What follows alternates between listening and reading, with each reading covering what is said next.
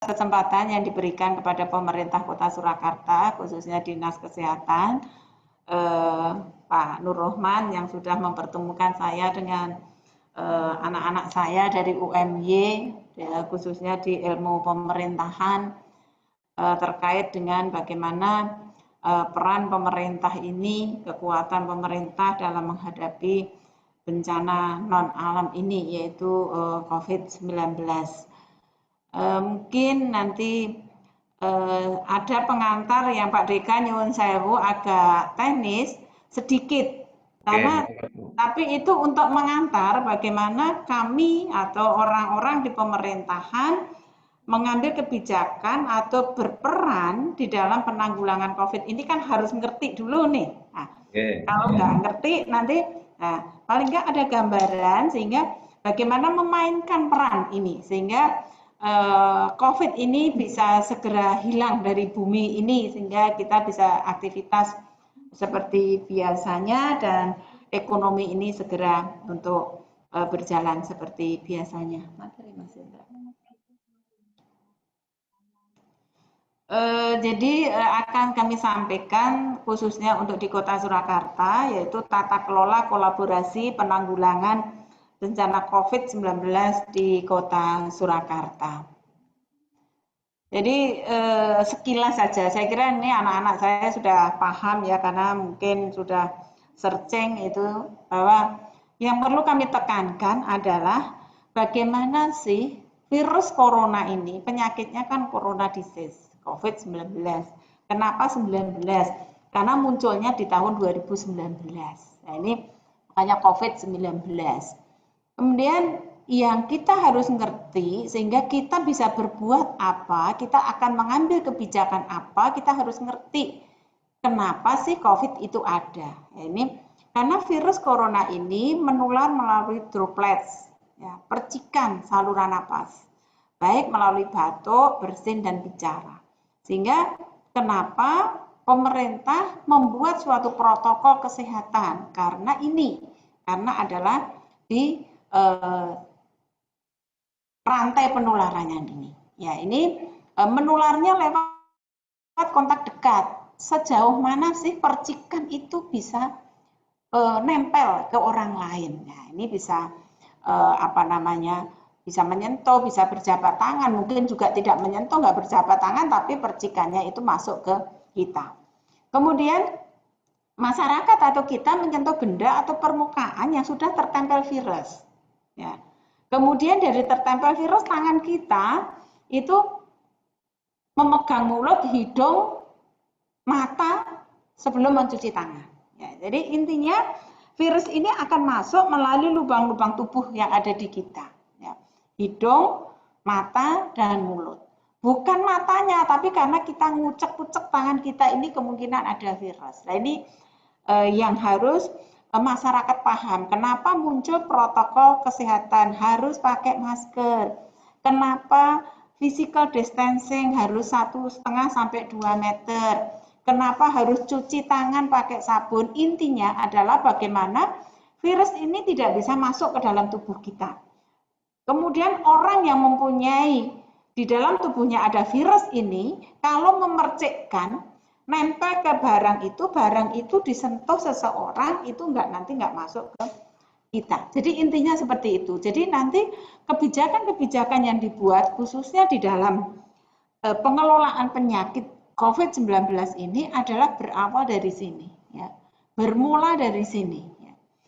Cara yang paling efektif saat ini memangnya protokol kesehatannya adalah selalu pakai masker, kemudian sering cuci tangan pakai sabun, kemudian jaga jarak. Ini salah satu upaya kita yang paling efektif karena sampai sekarang juga belum ada virusnya.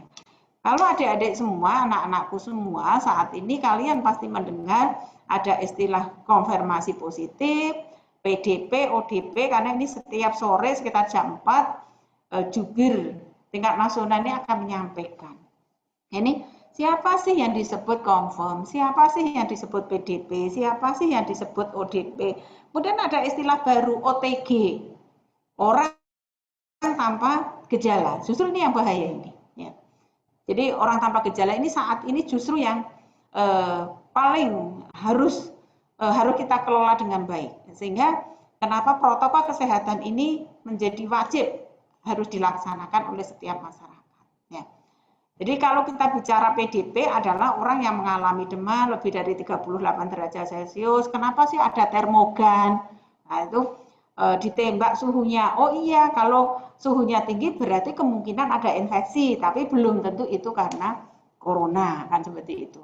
Demam, gejala gangguan sistem pernapasan seperti batuk atau pilek, kemudian sakit tenggorok, dan tidak ada penyebab lain yang berdasarkan gejala klinis yang meyakinkan. Dan pada 14 hari terakhir sebelum timbul gejala memiliki riwayat perjalanan atau tinggal di negara atau wilayah yang mengalami transmisi lokal. Kalau dulu kan di negara kan seperti itu. Tapi Indonesia ini sekarang sudah transmisi. Sudah beberapa kabupaten kota merupakan transmisi lokal dan Indonesia ini merupakan transmisi lokal. Jadi kalau mengalami gejala ini kita hidup di sini, contohnya di Jogja, di Solo, di daerah di Indonesia ini, yang di provinsinya ini sudah ada kasus, nah ini kita ya PDP nih kalau ada gejala ini. Kemudian yang kedua, orang dengan demam lebih dari 38 derajat Celcius atau riwayat demam atau ISPA, dan pada 14 hari terakhir sebelum timbul gejala memiliki riwayat kontak ya dengan kasus yang positif. Kemudian yang ketiga, orang dengan ISPA berat atau pneumonia berat, sesek, kan seperti itu, yang membutuhkan perawatan di rumah sakit dan tidak ada penyebab lain berdasarkan gambaran klinis yang meyakinkan. Jadi ini dokter nanti yang akan membuat, oh kamu ODP, kamu PDP, kamu confirm, kamu OTG, ini adalah tenaga kesehatan. Ya. Kemudian ODP itu orang dalam pemantauan. Nah, ini biasanya masih bisa kemana-mana nih. Orang mengalami demam lebih dari 38 derajat Celcius atau riwayat demam, tetapi tidak sesek ya. Atau gejala gangguan sistem pernapasan seperti batuk pilek, tenggorok, dan tidak ada penyebab lain berdasarkan gejala klinis, dan 14 hari terakhir sebelum timbul gejala memiliki riwayat perjalanan atau tinggal di daerah yang melaporkan transmisi lokal.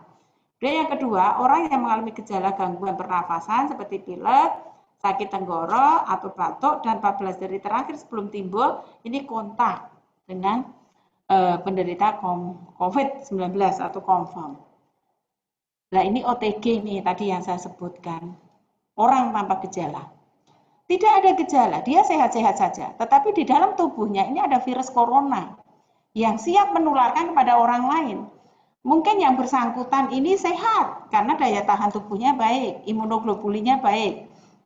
Dia nggak timbul sakit, tapi di dalam tubuhnya ada virus, dan ini dia saat beraktivitas, ini bisa menularkan ke orang lain, yang kalau daya tahan tubuhnya nggak baik, atau dia nggak kuat, dia akan timbul sakit. Dia nggak sakit, tetapi akan menularkan ke orang lain. Ini kenapa protokol kesehatan, kenapa kita tidak boleh berjubel, kenapa timbul protokol di perhubungan seperti itu, karena di sekitar kita tidak ngerti. Orang di sekitar kita itu ada kumannya enggak, ada virusnya enggak, kita enggak ngerti. Ya. Kemudian ada istilah kontak erat. Ya.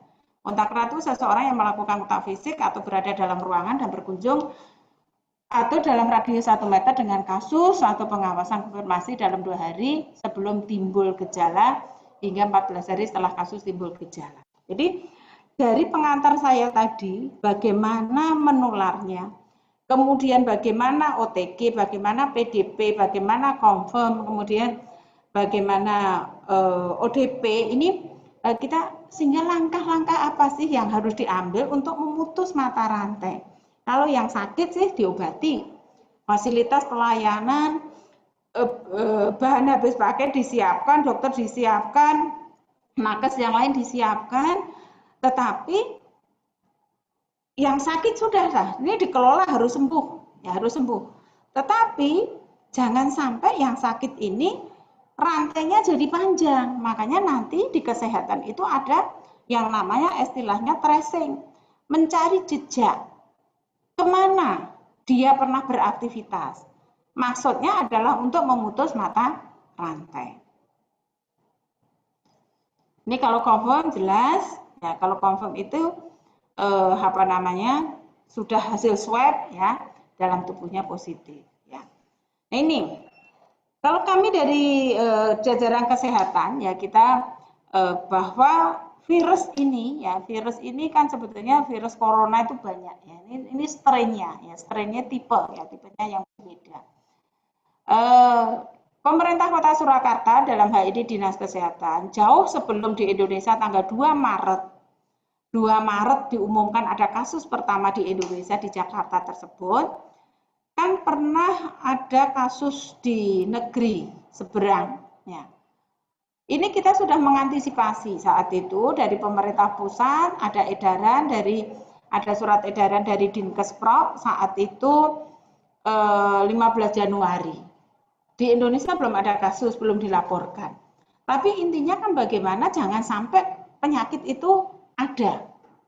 Meskipun akhirnya kita kebobolan pada tanggal 2 Maret nih, ternyata Indonesia muncul kasus pertama kali yang akhirnya tambah terus sangat signifikan. Karena ini berarti mata rantainya nggak jalan, ini nggak diputus sehingga bisa menular kemana-mana. Awalnya di Jakarta, awalnya dari negeri seberang. Karena terjadi percikan, terjadi penularan sehingga mobilitas manusia kan bisa kemana-mana. Sehingga ini bisa sampai ke Indonesia, sampai ke Solo, seperti itu.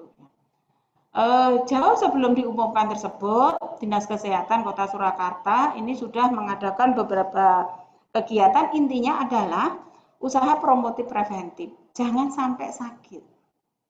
Jangan sampai corona itu, saat itu istilahnya corona. Ya. Jangan sampai corona itu ada ya, di Indonesia, khususnya di Kota Surakarta. Kita melakukan respon cepat, koordinasi, juga koordinasi dengan kantor kesehatan pelabuhan sebagai pintu masuk pesawat, ya, karena kita nggak punya pelabuhan air, jadi ada pelabuhan udara yaitu di Solo SOC, yaitu kita koordinasi terhadap kemungkinan potensi menular. Kemudian kita mensosialisasikan buku pedoman kesiapsiagaan ini yang oleh Kementerian sudah diganti keempat kalinya, ya. 2019 ini sudah ganti 4 kali dalam menghadapi COVID, baik dalam deteksi dininya, kemudian manajemen klinis. Kalau seseorang sakit bagaimana, kemudian bagaimana kita mengelola labnya, bagaimana kita mengadakan komunikasi terhadap risiko ini. Kemudian kita mencermati rilis-rilis terkait dengan nCoV ya, corona ini sebagai salah satu upaya komunikasi risiko kepada masyarakat dan tindakan edukasi yang masif sebagai upaya promotif dan preventif. Jadi begini, dengan kejadian di negeri seberang, kita juga mengikuti berita-berita ini terus. Ya, berita-berita ini terus, kita berdoanya jangan sampai masuk di Indonesia, kan seperti itu. Ternyata masuk kan seperti itu. Kemudian kita mulai nih, kalau seandainya terjadi, nah ini kan kita harus kesiapsiagaan, nggak boleh terjadi baru bergerak, ini nggak bisa. Namanya aja kesiapsiagaan, sehingga potensi kita harus siap nih, surveillance kita harus jalan. Sehingga seandainya terjadi, tapi doanya nggak terjadi, kita sudah, armada kita, kekuatan kita itu sudah siap. Tersedia logistik kesiapsiagaan dan penanganan kasus COVID-19, khususnya adalah di APD dan obat. Kalau obatnya sih nggak kompleks ya. Kemudian deteksi dini respon wilayah, pasti ini akan melibatkan wilayah dan harus melibatkan pimpinan daerah. Karena respon wilayah yang punya wilayah ini Pak Lurah, Pak Camat. Ya. Kami adalah di kesehatan, pembangunan kesehatan. Tapi yang punya masyarakat ini adalah lurah dan camat, sehingga ini adalah kekuatan kebersamaan kita, gotong royong seperti itu. Deteksi dini, peningkatan kegiatan surveillance rutin dan surveillance berbasis kejadian aktif. Ya, saat belum terjadi adalah surveillance rutin, pengamatan penyakit.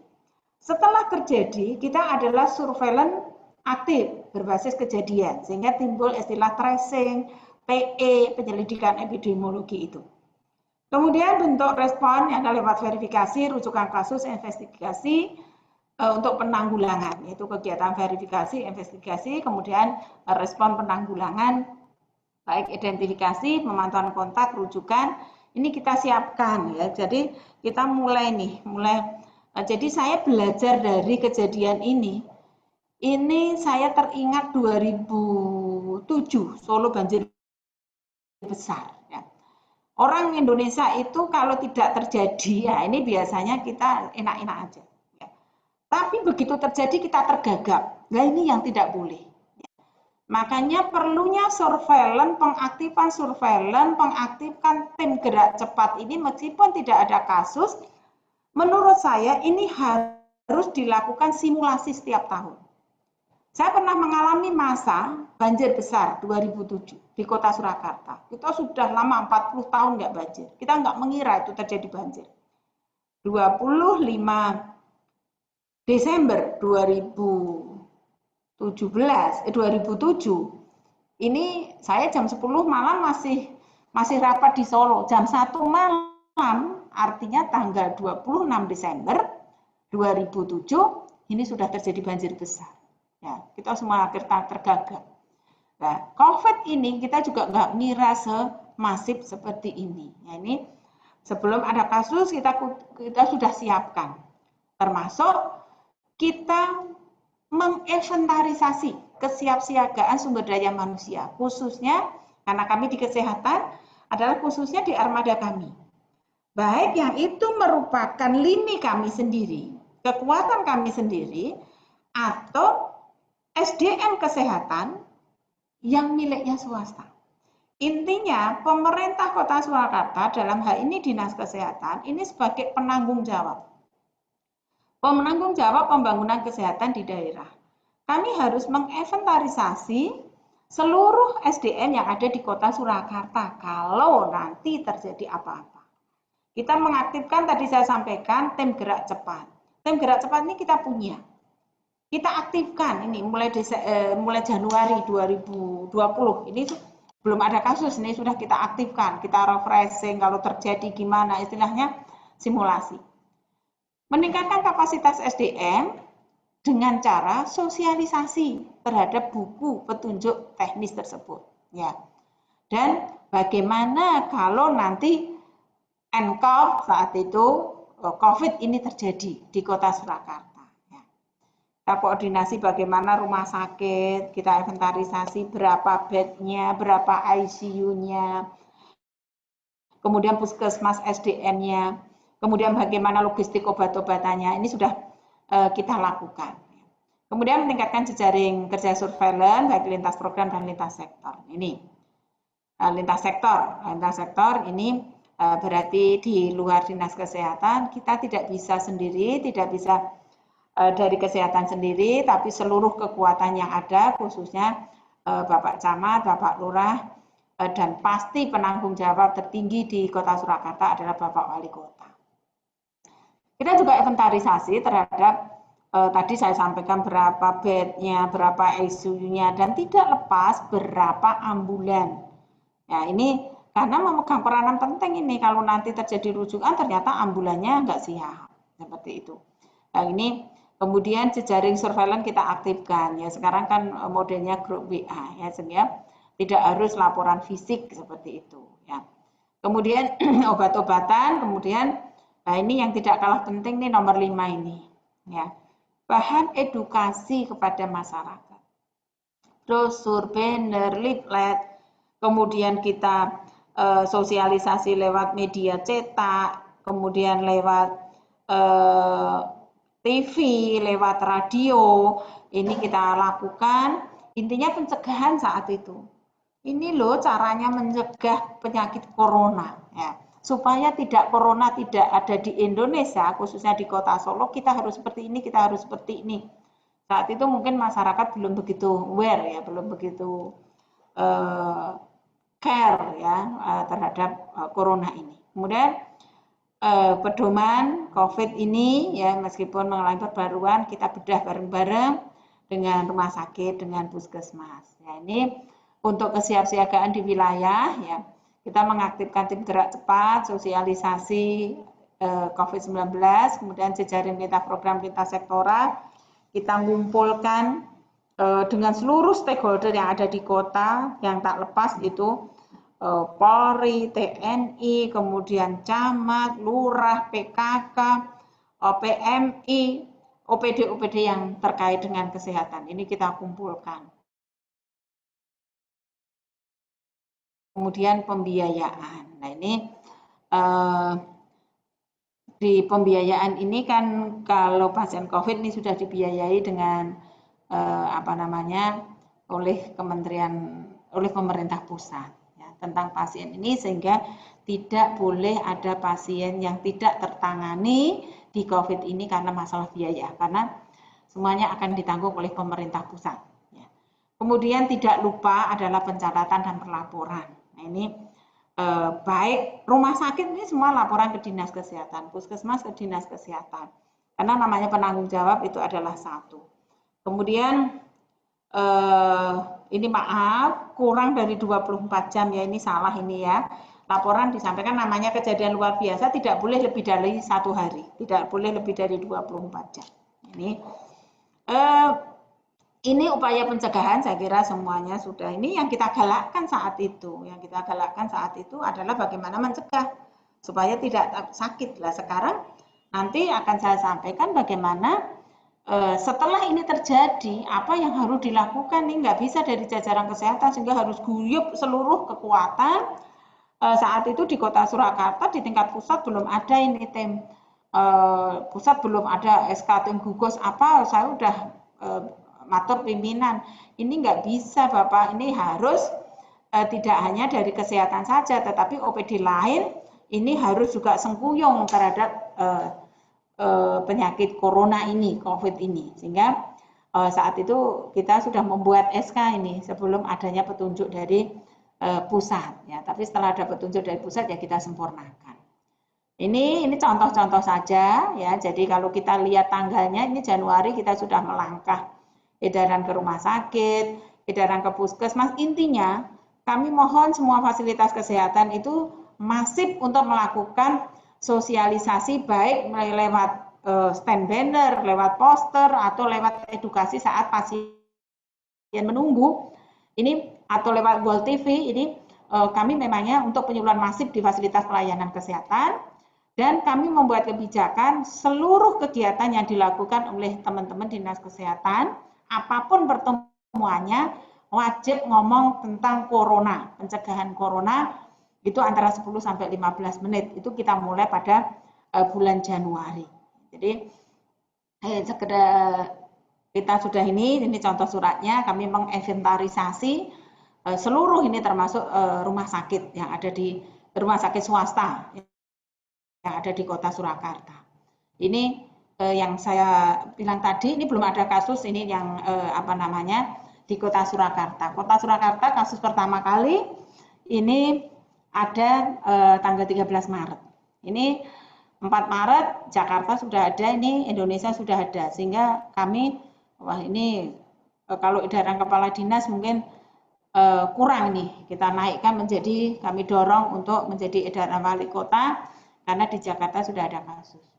Kemudian setelah itu ini ada edaran dari gubernur, isinya sama. Nah, ini mungkin lebih detail, yang lebih didetailkan di surat edaran wali kota. Ini yang kami lakukan brosur. Pokoknya intinya masyarakat bisa baca, masyarakat mau mengerti, masyarakat mau mendengarkan, sehingga masyarakat mau berbuat. Kami saat itu sudah membuat hotline-nya, belum ada di gugus nih saat itu ya. Karena saat itu kita internal kesehatan, karena di nasional juga belum ada, yang masih ada di kesehatan, kita sudah membuat nih hotline di dinas kesehatan, kemudian kita sudah membuat posko yang ada di dinas kesehatan. Maksudnya kalau masyarakat menanyakan ada sesuatu, ini kemana, ini kita berikan keterbukaan kepada masyarakat. Kami memanfaatkan ruangan yang ada, satu ruangan kami manfaatkan untuk sebagai posko. Itu saat itu di awal-awal belum ada kasus di Kota Surakarta. Kemudian kami siapkan petugas di situ, ada yang jaga ya, secara bergantian oleh teman-teman staf yang ada di dinas kesehatan ya. Ini satgas yang tadi dibentuk oleh kepala dinas kesehatan. Ini satgasnya satgas internal dinas kesehatan. Saat belum ada satgas nasional, juga belum ditunjuk satgas nasional, belum ada petunjuk. Ini kami sudah membuat, namanya juga satgas saat itu di Dinas Kesehatan, karena kita sudah melangkah saat itu ya. Ini setiap habis apel pagi kita harus adakan pertemuan ini maksimal setengah jam, konsolidasi. Kita membahas ada masalah apa, ada informasi apa. Ini contohnya tim Satgas kami ya, ini belum ada kasus ya. Ini kami berusaha melakukan koordinasi sehingga kami tidak tergagap lagi. Kemudian kami berusaha jejaring telepon ini sehingga tidak terjadi lempar-lemparan ya. Siapa sih di puskesmas ini, penanggung jawabnya siapa, kontak personnya siapa, yang nanti kalau ada apa-apa itu bisa kita hubungi, seperti itu ya. Dokternya siapa, kemudian surveillance-nya siapa. Kemudian di rumah sakit juga demikian juga. Di Surakarta itu ada 19 rumah sakit. Nah, saat ini ada 15 rumah sakit yang kita tunjuk sebagai rumah sakit pelayanan COVID. Ya, ini ada yang lini 1, lini 2, dan lini 3. Kemudian ini cuma contoh-contoh sosialisasi yang kita lakukan. Ini saat 5 Februari kita mengumpulkan seluruh kekuatan yang ada di Kota Surakarta. Masing-masing puskesmas ini punya grup WA ini dengan kader, dengan lurah, ini sudah sosialisasi. Intinya saat itu adalah instruksi Kepala Dinas Kesehatan untuk mengadakan sosialisasi masif, dan setiap pertemuan hukumnya wajib untuk ngomong masalah corona. Yang punya pekerjaan siapapun harus tahu, tapi kisi-kisinya sudah kita buatkan, sehingga apa yang harus disampaikan. Gejalanya apa, cara penularannya apa, cara pencegahannya apa, itu yang pokok dan kita buatkan pointer-pointer untuk disampaikan. Ya. Ini contoh saja, kami memanfaatkan semua apapun, tidak mikir biaya.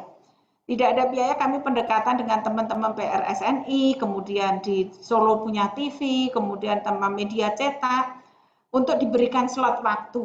Slot waktu.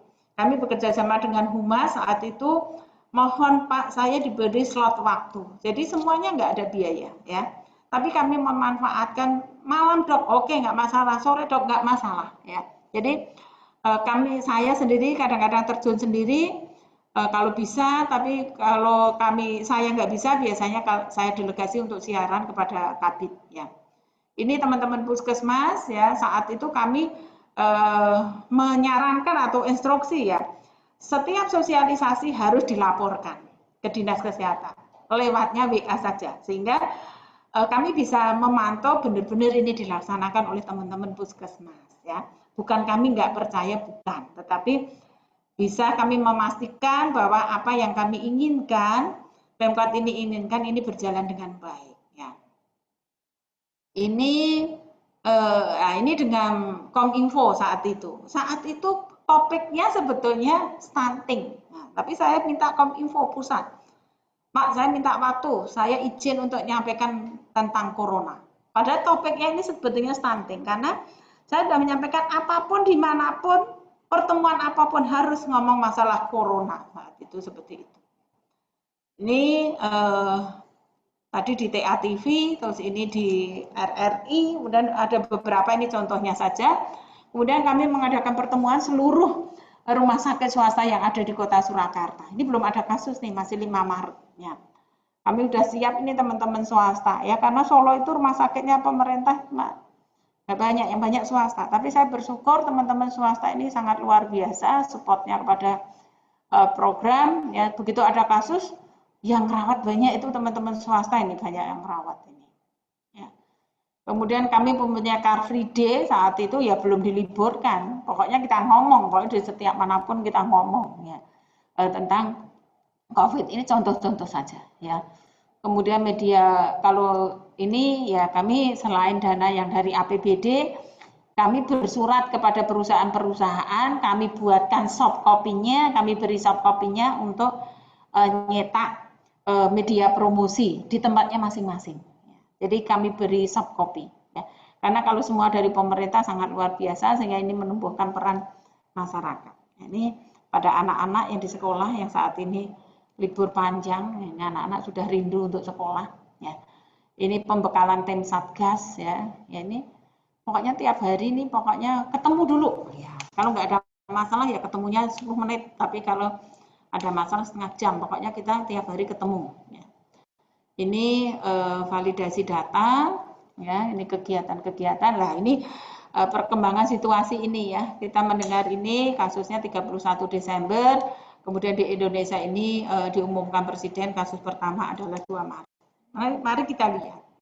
Setelah 2 Maret apa yang terjadi, ini yang harus kita tangani sehingga badai ini segera berlalu. Kalau kita lihat kasus ini sebagai pengantar, jika mari pemerintahan gimana ini? Pemerintah berbuat ini supaya masyarakat juga nggak bingung nih ya. Nah ini kasusnya seperti ini ya. 21 Januari di dunia sudah dilaporkan 282, di Indonesia masih 0. Terus di dunia sudah 88.948, Indonesia 2 yang diumumkan di Jakarta kasus pertama. Tapi apa yang terjadi? Ini tanggal 2 Maret ya. Kemudian April, ini kan 1 bulan ya. Saya ini lupa enggak 2 April ya, tapi langsung 13 April. 13 April ini kasusnya di dunia sudah 1,85 juta.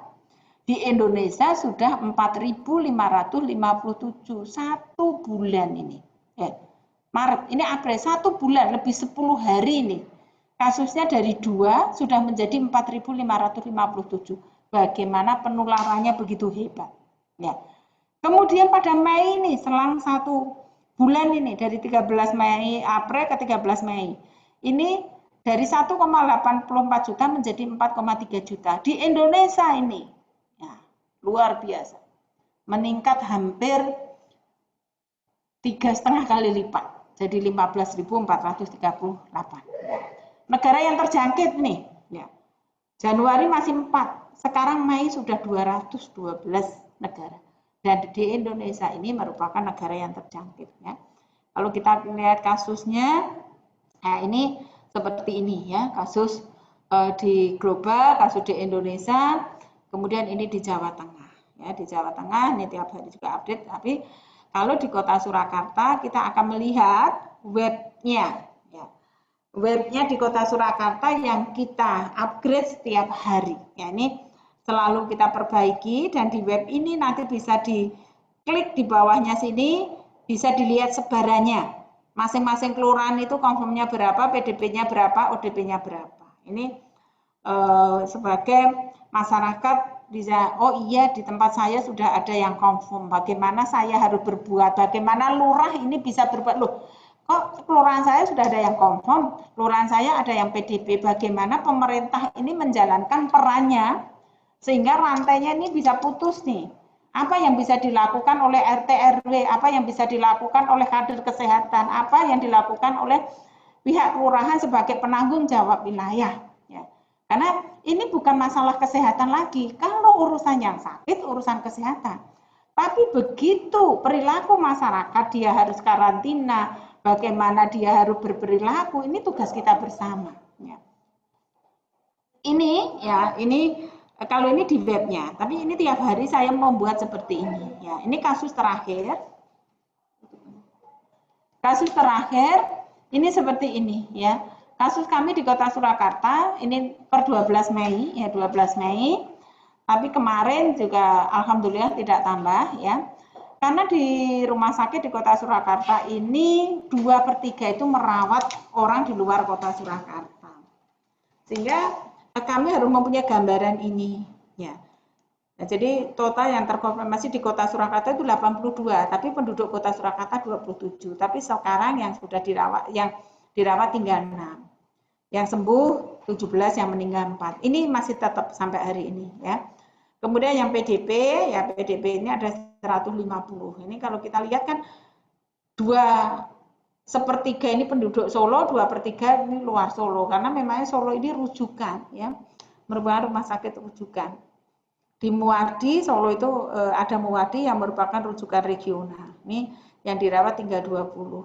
Nah, ini kami harus menganalisa data ini tiap hari karena kalau urusan sakit selesai, tapi bagaimana memutus mata rantai ini yang kita harus laksanakan dengan baik, bekerja sama, bergotong royong, bersinergi dalam seluruh pemerintahan, kekuatan pemerintahan yang ada di Kota Surakarta. Sehingga di tim gugus yang baru sesuai dengan petunjuk dari pusat, ini kita ya terdiri dari beberapa unsur. Ya, siapa berbuat apa di tusinya masing-masing. Ya.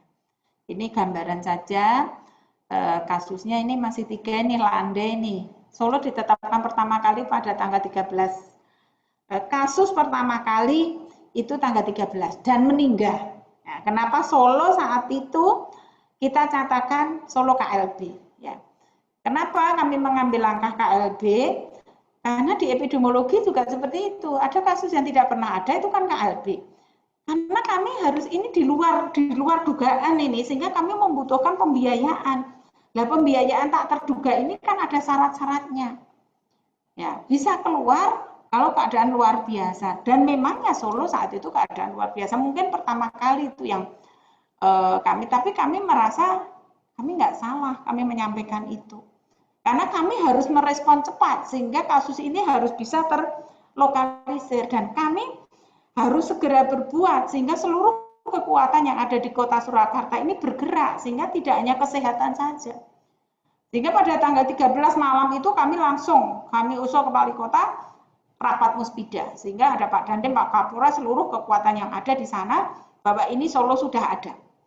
Supaya kasusnya tidak bertambah, ini bagaimana? Nah, ini pemerintahan ini yang mulai kita yang harus berjalan bergandengan dari seluruh OPD yang ada dan masyarakat khususnya.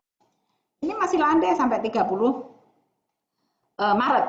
Kemudian April nih, April masih kemudian naik. Ini tengah April nih mulai naik. Tengah April ini mulai naik. Nah, terus kemudian Mei. Kalau kita lihat kasusnya baru ini mulai di April sini yang banyak. Pertengahan April ini mulai banyak ini. Saya juga deg-degan juga ini, banyak yang mudik nanti bisa-bisa Juni kasusnya naik lagi. Ya, jadi ini sudah bisa landai nih. Ini kasus baru itu kan yang orange ya, yang orange ya. Ini naiknya mulai 15 April. Nah, ini kenapa ini saya tampilkan? Nah, ini masyarakat juga harus tahu nih. Ternyata di sekitar kita naik. Nah, masyarakat harus berbuat apa? Kalau masyarakat masih semaunya sendiri, jangan harapkan kasus ini bisa terkendali. Nah, ini kasus Mei. Mei, ya tambah 1, tambah 2. Nah, ini sampai 12 Mei. Sampai 15 Mei ini mudah-mudahan tidak, alhamdulillah tidak ada. Mudah-mudahan hari ini tidak ada laporan. Ini PDP. PDP ini, jadi seluruh kasus PDP kami swab. Nah, kemungkinan dari PDP ini akan menjadi confirm. Ini PDP sudah mulai naik nih pada bulan Maret ya, pada bulan Maret naik. April lebih hebat lagi naiknya. Akan kita lihat naiknya lebih hebat lagi tanggal 13 ke sini. Ya. Setelah pertengahan April ya. Ini Mei naik tapi enggak seberapa ya, enggak seberapa. Kemudian ODP-nya ini juga karena ini naiknya tajam, ini kemungkinan hasil screening, ya, hasil screening. Karena kami mengaktifkan screening. Ini kasusnya ini naik nih, ya April, ya April naik 498, kemudian Mei ini juga tambahnya nggak begitu banyak. Mei sudah mulai landai ini, ya, April yang tajam nih. Ya, jadi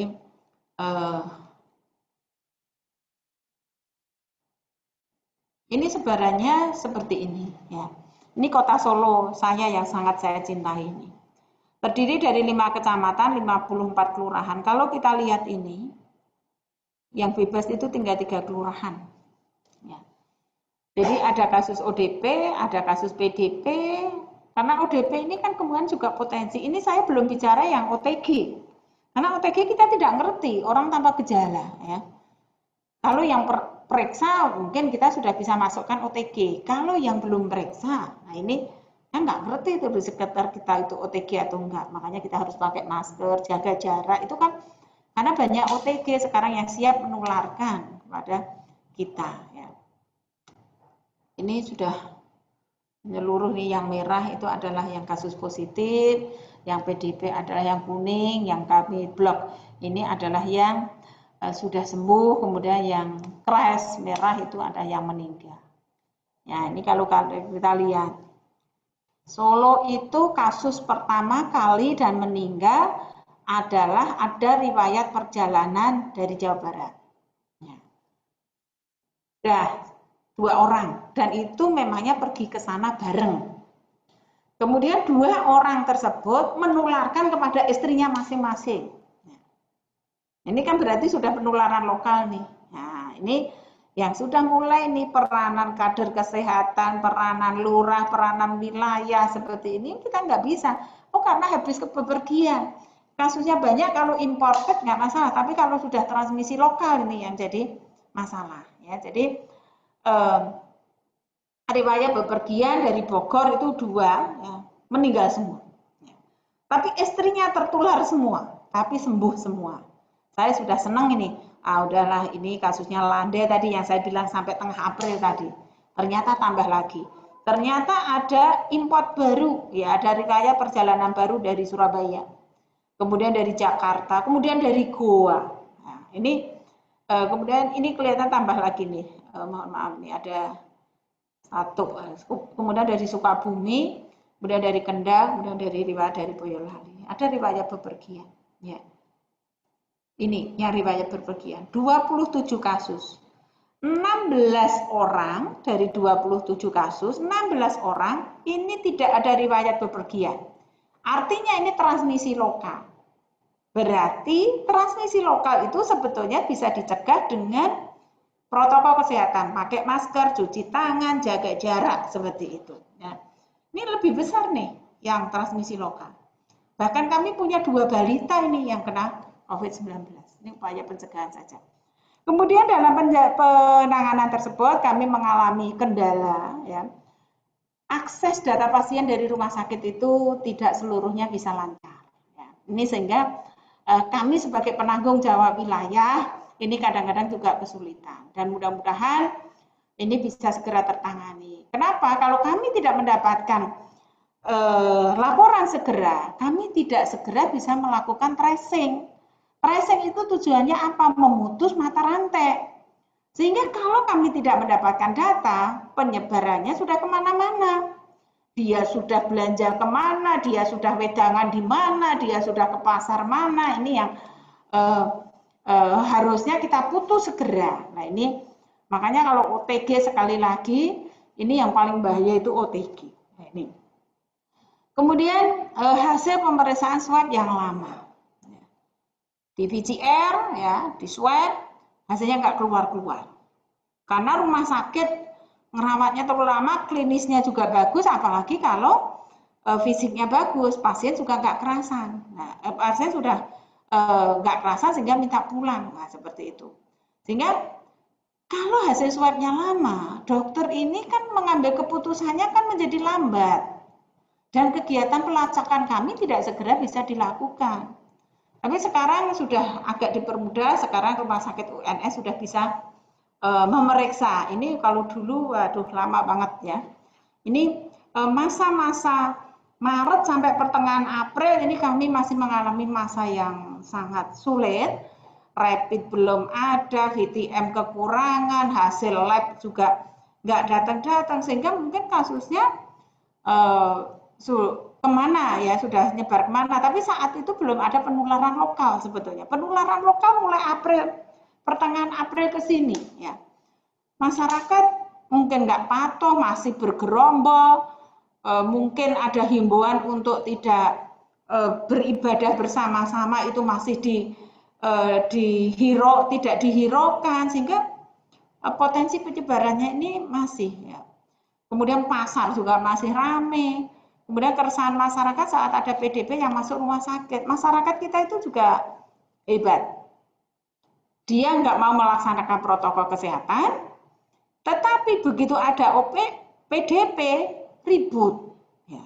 Ributnya itu keluarganya seperti diusir, seperti stigma masyarakat. Ini yang nggak boleh. Ya. Siapa sih yang mau sakit? Nggak mau semuanya. Nah ini pendidikan masyarakat. Nah, nomor 3. Pemahaman masyarakat. Nah, Pak Dekan tadi sampaikan, pokoknya kita bergembira terus ya. Dengan bergembira, imunitas kita itu menjadi baik. Kalau sekarang PDP merasa dikucilkan, keluarga PDP merasa dikucilkan, ini akan mempengaruhi keberhasilan penyembuhan secara keseluruhan. Kemudian keresahan masyarakat terhadap keluarga pasien yang dirawat, ya. Ini yang tidak melakukan social distancing, ya ini OTG tadi. Ya. Sehingga kalau ada keluarga dirawat, kita isolasi, maksudnya apa? 14 hari sehingga rantai penularan itu kita putus. Ya sudahlah, yang sakit kita obati, tapi yang tidak sakit jangan sampai tertular, kan seperti itu. Siapa sih yang bisa seperti itu? Ya, ya masyarakat, pemerintah itu bareng-bareng dengan masyarakat. Kalau semua dibebankan pada pemerintah nggak bisa. Masyarakat harus berbuat. Ini nggak perlu biaya nih. Menghindari kerumunan, cuci tangan pakai sabun, kan nggak perlu biaya besar. Ya, tidak semua bergantung dari masyarakat. Pakai masker yang tidak sakit, pakai masker kain, nah seperti itu. Kemudian masih ada keraguan masyarakat terhadap pemulasaraan jenazah. Saat adanya COVID ini, masyarakat yang meninggal di rumah itu sudah masyarakat sekitarnya heboh. Nah, ini yang tugas kami dengan wilayah adalah mendudukkan atau membenarkan masyarakat itu pada yang benar. Ya. Jadi ini masyarakat meninggal itu udah nggak ada yang mau dekat ini. Mensucikan juga nggak mau, seperti ini. Kemudian yang dari rumah sakit kadang-kadang ngubur aja nggak mau. Bahkan pernah ada kasus mau dikuburkan karena dia meninggal positif di rumah sakit. Meninggal, ini tidak ada TPU yang mau menerima.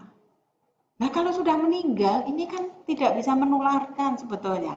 Di rumah sakit sudah dilakukan pemulasaraan jenazah sesuai dengan protokol kesehatan. Kemudian apa yang harus kami lakukan?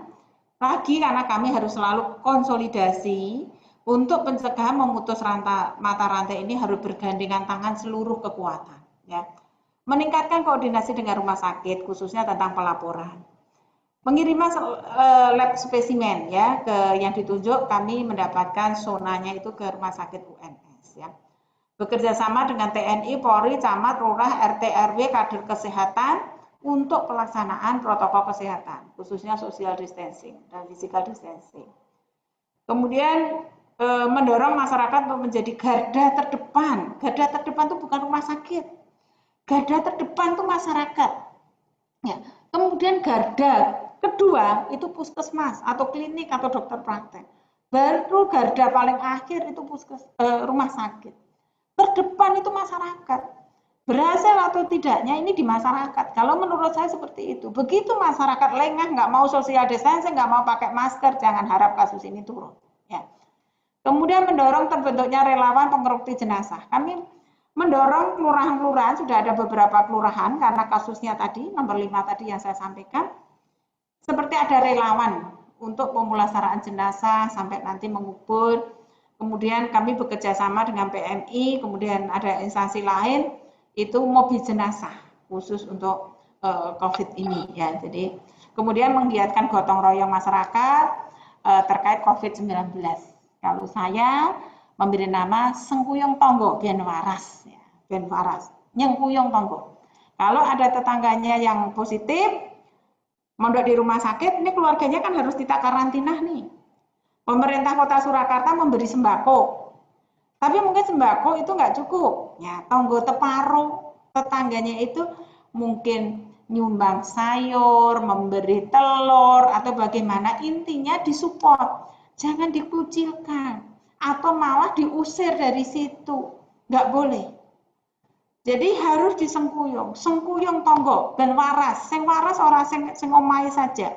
Tetapi lingkungan situ harus waras. Yaitu beberapa tempat itu sudah berjalan baik ya. Ada keluarga yang mondok di rumah sakit, keluarganya kita karantina, kita beri sembako.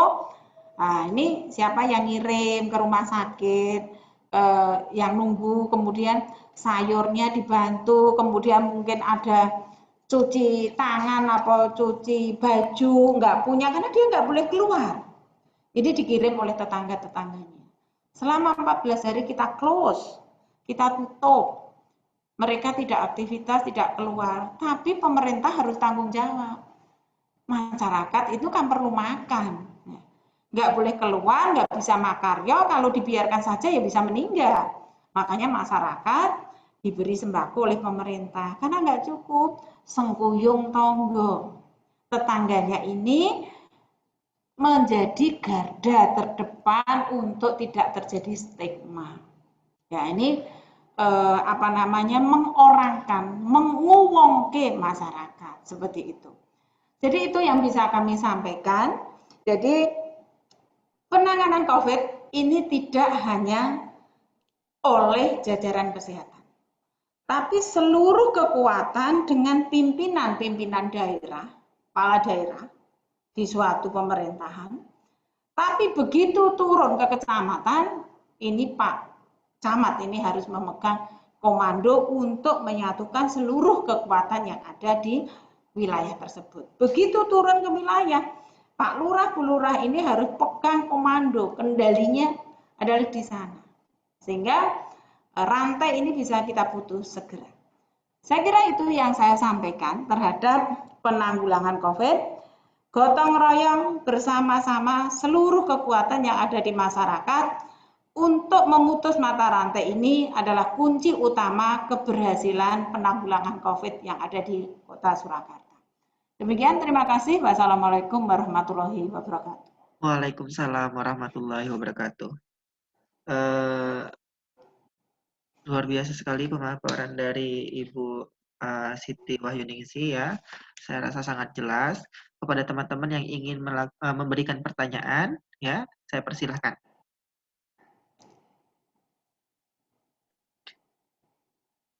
Langsung di unmute ya, langsung sampaikan, sebutkan nama dan pertanyaannya.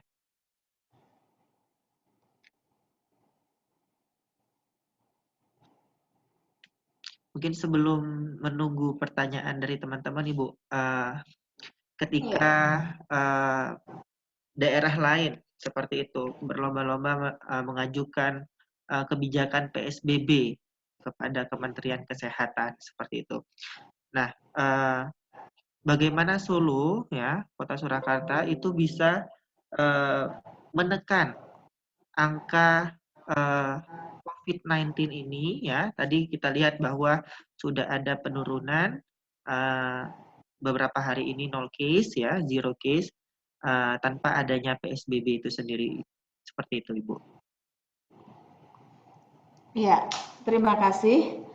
Jadi PSBB ini memangnya nanti keputusan kepala daerah. Tapi saya kira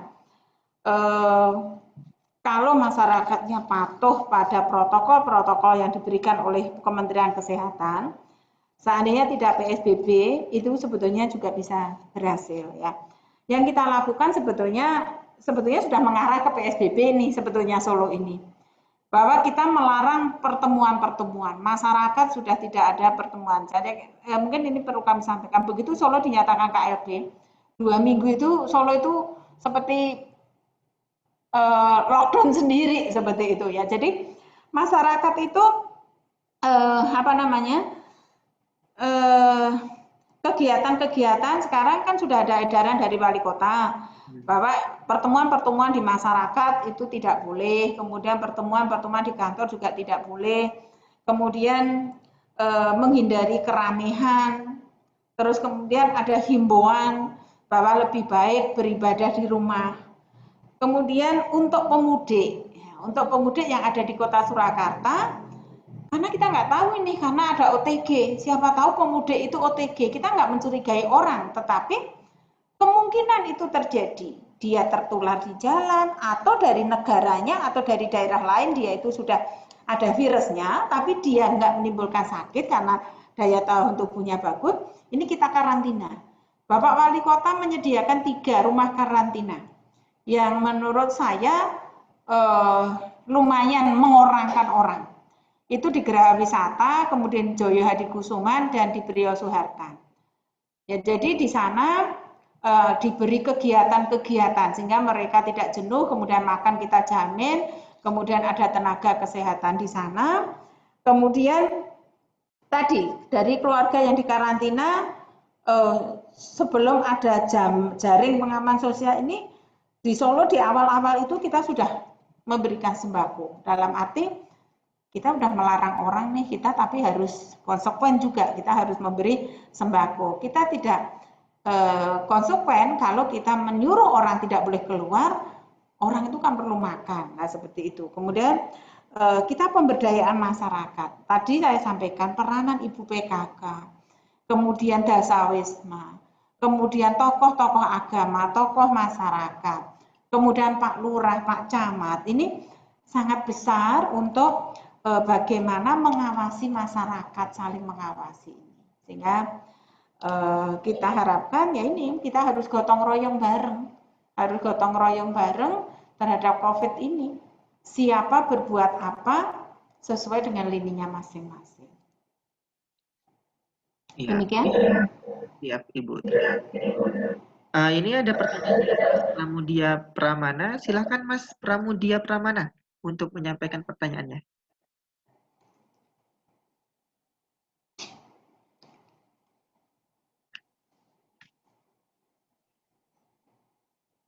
Atau saya bacakan ya. Oke. Oke, lagi di luar ternyata. Saya bacakan saja ya, Bu. Ya, monggo silahkan. Assalamualaikum Ibu, perkenalkan nama saya Pramudia Indra Pramana. Izin bertanya, akhir-akhir ini surat kabar cetak maupun media online mulai ramai dengan istilah herd immunity atau upaya menghentikan laju penyebaran virus dengan cara membiarkan imunitas alami tubuh. Membiarkan imunitas alami tubuh. Yang ingin saya tanyakan adalah apa benar penerapan herd immunity ini dapat memutus mata rantai COVID-19? Seperti itu, Ibu.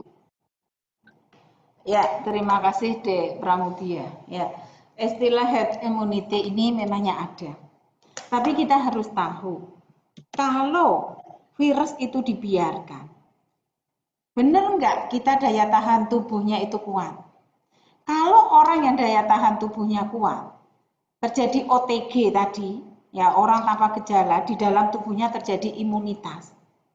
Ya, tapi apakah seluruh penduduk kita itu bisa terjadi ini? Menurut saya, ya itu bisa sih, kita yang OTG kena, tapi kita tidak sakit, di dalam tubuh kita akan terjadi imunitas.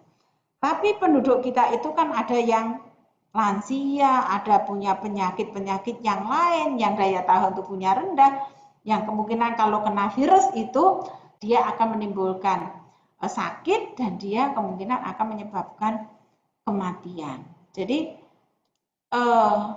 herd immunity itu bisa terjadi, tetapi menurut saya bukan terus kita mengadakan pembiaran, biar tuh masyarakat biar sakit, nanti kan seleksi alam, nanti yang ini, tapi berapa itu nanti yang jadi korban? Menurut saya kok kalau saya secara langsung saat ini, kita tetap harus berbuat bagaimana memutus mata rantai ini. Seperti itu. Oke. Alasan humanity ya, Bu ya. Hmm. Yang lain, silahkan. Mungkin kita masih punya waktu 5 menit lagi, ya.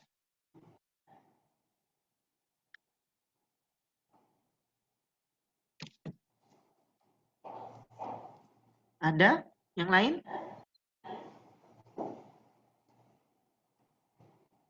Mbak Nita mungkin?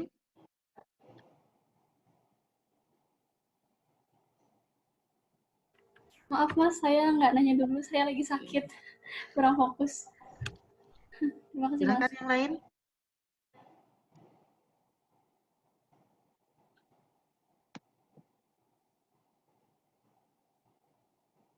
Mungkin sudah cukup jelas Ibu Siti Wahyuningsi. Ya, semoga sudah jelas. Luar biasa. Tapi sepertinya kasus di kota Surakarta ini sama Bu seperti di Yogyakarta ya. Banyak kasus-kasus yang justru itu dia impor dari daerah-daerah zona merah seperti itu. Kebetulan saya sedang riset juga tentang local transmission di Jogja dan Bali seperti itu, dan bahkan di Jogja itu 90% ya itu bisa dikatakan itu perjalanan dari luar. dan 10%-nya adalah orang-orang yang kemudian terjangkit dari orang-orang di sekitarnya. Nah, ini menjadi penting bagi kita untuk tidak berpergian dan tidak mudik seperti itu. Saya sepakat sama Ibu Siti Wahyuningsi, mungkin kita masyarakat itulah yang justru menjadi garda terdepan dari pencegahan COVID-19 ini, seperti itu. Dan upaya-upaya seperti social distancing dan lain sebagainya itu juga perlu. Di media kemarin Bu lagi trending ya tentang bagaimana Soekarno-Hatta ya itu penuh Bu, penuh orang dan menjadi kontradiktif dengan kebijakan pemerintah yang melarang mudik, social distancing dan lain sebagainya. Nah, ini menjadi catatan, menjadi juga bagi pemerintah pusat, juga pemerintah daerah wanti-wanti orang-orang yang datang ke daerahnya masing-masing seperti itu. Itu Ibu Siti Wahyuningsi. Iya. Mungkin ada Ya, ini statement terakhir. yang ini ya Mas, mungkin ini terkait dengan yang kita lihat ya di Suta dan mungkin di beberapa tempat pembagian sembako atau pemeriksaan massal. Saya juga mikir, aduh ini kita ada pembagian sembako, ada pemeriksaan massal, khususnya pemeriksaan massal, tetapi masyarakatnya berjubel seperti itu. Apalah kalau di sekitarnya ada OTG, apakah ini nggak malah rantainya jadi panjang? Nah, ini juga kepatuhan masyarakat dan para penyelenggara kegiatan untuk tetap protokol kesehatan itu menjadi kunci yang utama. Bahwa kebijakan pemerintah juga kadang antara stakeholder yang satu dengan stakeholder yang lain juga kadang tidak konsisten, Ibu. Itu yang kemudian membuat pemerintah daerah, kemudian masyarakat dan lain sebagainya bingung untuk yang bingung pemerintah daerah ini. Betul Bu, saya kemarin baca juga statement dari Pak Wali Kota Surakarta, ya itu juga bingung terhadap kebijakan transportasi yang dilakukan oleh Ya, Kemenhub dan lain sebagainya. Nah, ini menjadi PR sendiri ya Bu bagi pemerintah daerah untuk menerjemahkan maunya pemerintah pusat ini seperti apa. Makanya tadi saya bilang deg-degan nih. Mungkin cukup Ibu, mungkin ada statement akhir sebelum kita tutup perkuliahan kita hari ini, Bu. Ya, terima kasih Mas Eko waktunya. Jadi kami adik-adik ini terutama anak-anakku semua ya, pasti kalian itu mempunyai komunitas perkuliahan atau di lingkungannya karena sekarang baru belajar dari rumah ya. Saya mohon ikut mendidik masyarakat bagaimana tanggung jawab masyarakat karena garda terdepan yang bisa memutus mata rantai adalah masyarakat sendiri. Kita mau bebas kapan, masyarakat yang bisa menjawab. Itu. Jadi masyarakat adalah kunci utama dan garda terdepan di masyarakat di penanggulangan COVID ini adalah masyarakat. Keberhasilan dipengaruhi sangat besar oleh masyarakat. Nyuwun titip adik-adik di lingkungannya, temannya terhadap protokol kesehatan untuk dilakukan dengan baik. Demikian Mas Eko, terima kasih. Baik Bu, sama-sama. Saya rasa cukup ya teman-teman untuk perkuliahan kita hari ini. Mungkin nanti Ibu Siti Wahyuningsi bisa nanti share untuk materi PowerPoint-nya untuk menjadi catatan dan pegangan buat teman-teman mata kuliah tatap muka. Cukup ya teman-teman. Saya rasa perkuliahan kita hari ini sudah selesai ya dan bisa kita akhiri. Kepada Ibu Kepala Dinas Kesehatan Kota Surakarta, apresiasi tertinggi kami untuk Ibu sudah berkenan untuk menyampaikan materi perkuliahan hari ini. Juga ada salam dari Pak Zainuri, mohon maaf tidak bisa mengikuti perkuliahan sampai selesai karena ada meeting dan pertemuan virtual lainnya, sehingga mengharuskan beliau untuk join juga di forum yang lain seperti itu. Juga Bu, salam kami untuk tenaga kesehatan, kemudian pemerintah yang berjuang setiap harinya untuk mencegah COVID-19 ini seperti itu, Ibu. Ya. Kurang lebihnya kami mohon maaf, kepada Allah kami mohon ampun. Wabillahi taufiq wal hidayah. Wassalamualaikum warahmatullahi wabarakatuh. Waalaikumsalam warahmatullahi wabarakatuh. Warahmatullahi wabarakatuh.